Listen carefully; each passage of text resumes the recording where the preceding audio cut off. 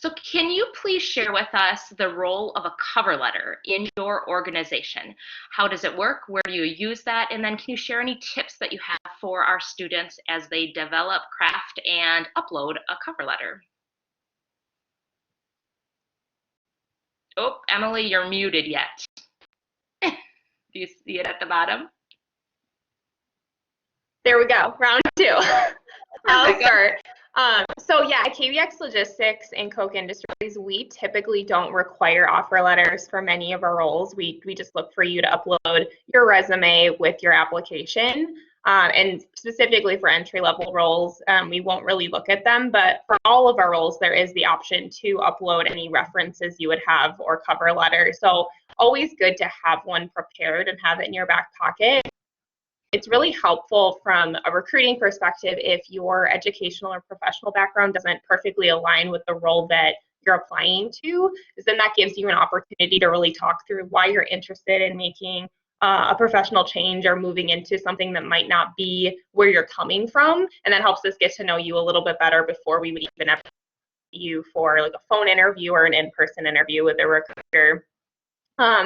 Tips for writing a strong cover letter. My recommendation is that cover letters really give you an opportunity to show that you can write professionally. So really making sure that you're highlighting your style, your way of communication, that's really key. And then just being personal too. It's really obvious from a recruiting standpoint if you're just using a generic template. So really customize it to you, share things that aren't highlighted on your resume already. And then that's a really great way to make a better first impression than you might if you just had your resume uploaded.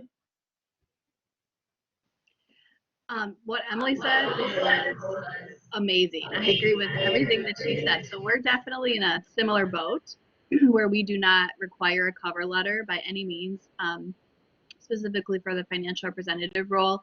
From what I understand, our corporate office does not either at entry level, right? That could change as life goes on and your career path looks different, or you need that cover letter to explain something, right? I think that's one of the biggest reasons to use a cover letter is that you're not reiterating or rewriting everything on your resume in letter format.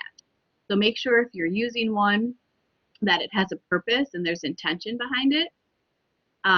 One of the things that I caution people most about as it relates to cover letter is to read it and reread it again and have somebody else look it over and then have 4 more people look it over, because it can really do a great job telling your story, and it can also tell a story maybe you're not wanting it to tell. So grammar, mistakes, and that's a lot more in that one content than it is maybe writing a traditional email, right? And so you want to make sure it's helping you and not accidentally harming you because you have great things on your resume and you couldn't pull that one together clearly or grammatically correct. Okay, so just for me, it's more about is there a purpose behind your cover letter? And I liked what Emily said about it being genuine and being able to show a little bit of your character, which may not always come out through some of the pieces in that resume. So those are our tips. I am not partial to having a cover letter, especially when there are high volume times in companies, because there is quite a chance that they may not be able to read it. So keep it in your back pocket, but use it as appropriate. That's kind of my advice. Hi everybody, it's Jill again from CLA. So Emily and Amanda did a great job talking about cover letters in general. Our company too, we don't require a cover letter. We definitely have the option to attach one. And I will tell you that if you do apply to one of our positions and you attach a cover letter, we will read it. So much like they had said too, is make sure you don't have grammatical errors. Make sure you're applying to the right company. If you attach it as a PDF, would be much better formatted than if you attach it as a Word document. So just be sure, again, you're sending it to the right company, you're applying to the right position.